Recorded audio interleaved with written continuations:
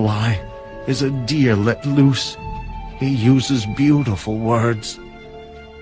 Joseph is a fruitful bough by a well. His branches run over the wall.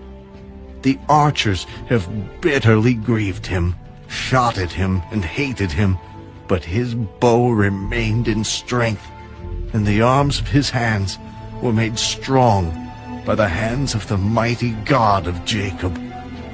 From there is the shepherd, the stone of Israel. By the God of your father who will help you, and by the Almighty who will bless you with blessings of heaven above, blessings of the deep that lies beneath, blessings of the breasts and of the womb. The blessings of your father have excelled the blessings of my ancestors, up to the utmost bound of the everlasting hills. They shall be on the head of Joseph, and on the crown of the head of him who was separate from his brothers. Benjamin is a ravenous wolf. In the morning he shall devour the prey, and at night he shall divide the spoil. All these are the 12 tribes of Israel, and this is what their father spoke to them. And he blessed them. He blessed each one according to his own blessing.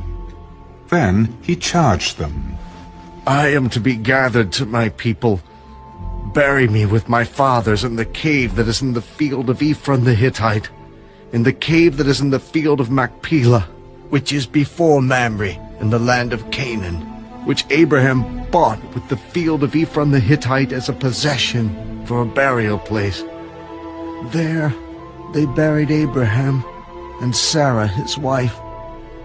There they buried Isaac and Rebekah his wife. And there I buried Leah.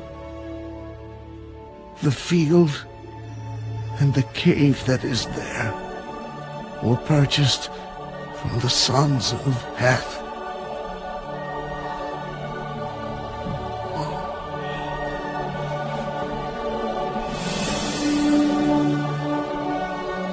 And when Jacob had finished commanding his sons, he drew his feet up into the bed, and breathed his last, and was gathered to his people.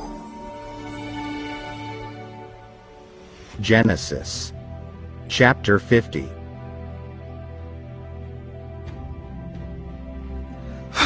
Then Joseph fell on his father's face, and wept over him, and kissed him. And Joseph commanded his servants, the physicians, to embalm his father. So the physicians embalmed Israel. 40 days were required for him, for such are the days required for those who are embalmed. And the Egyptians mourned for him 70 days. Now when the days of his mourning were past, Joseph spoke to the household of Pharaoh. If now I have found favor in your eyes, please speak in the hearing of Pharaoh, saying, My father made me swear, saying, Behold, I am dying. In my grave which I dug for myself in the land of Canaan, there you shall bury me. Now therefore, please, let me go up and bury my father, and I will come back. And Pharaoh said, Go up and bury your father, as he made you swear.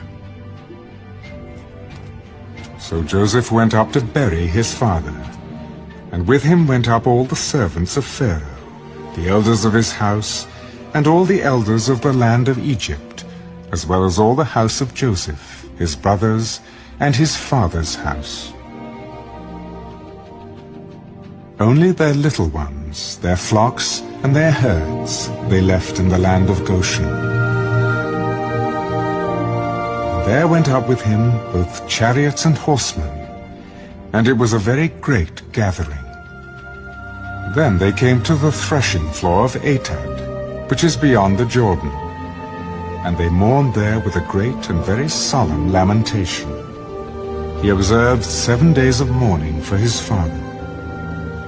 And when the inhabitants of the land, the Canaanites, saw the mourning at the threshing floor of Atad, they said, This is a deep mourning of the Egyptians. Therefore its name was called Abel Mizraim, which is beyond the Jordan. So his sons did for him just as he had commanded them. For his sons carried him to the land of Canaan, and buried him in the cave of the field of Machpelah, before Mamre, which Abraham bought with the field from Ephron, the Hittite, as property for a burial place. And after he had buried his father, Joseph returned to Egypt, he and his brothers, and all who went up with him to bury his father. When Joseph's brothers saw that their father was dead, they said, Perhaps Joseph will hate us, and may actually repay us for all the evil which we did to him. So they sent messengers to Joseph. Before your father died, he commanded, saying, Thus you shall say to Joseph, I beg you, please forgive the trespass of your brothers and their sin, for they did evil to you. Now please, forgive the trespass of the servants of the God of your father. And Joseph wept when they spoke to him. Then his brothers also went and fell down before his face. Behold, we are your servants. Do not be afraid, for am I in the place of God? But as for you, you meant evil against me, but God meant it for good, in order to bring it about as it is this day, to save many people alive. Now therefore, do not be afraid. I will provide for you and your little ones. And he comforted them, and spoke kindly to them. So Joseph dwelt in Egypt, he and his father's household. And Joseph lived 110 years. Joseph saw Ephraim's children to the 3rd generation. The children of Machir, the son of Manasseh, were also brought up on Joseph's knees.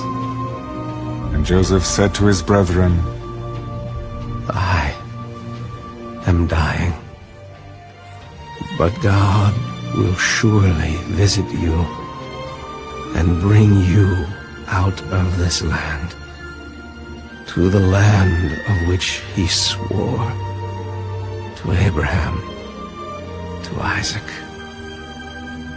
and to Jacob. Then Joseph took an oath from the children of Israel. God will surely visit you, and you shall carry up my bones from here. So Joseph died, being 110 years old. And they embalmed him, and he was put in a coffin in Egypt.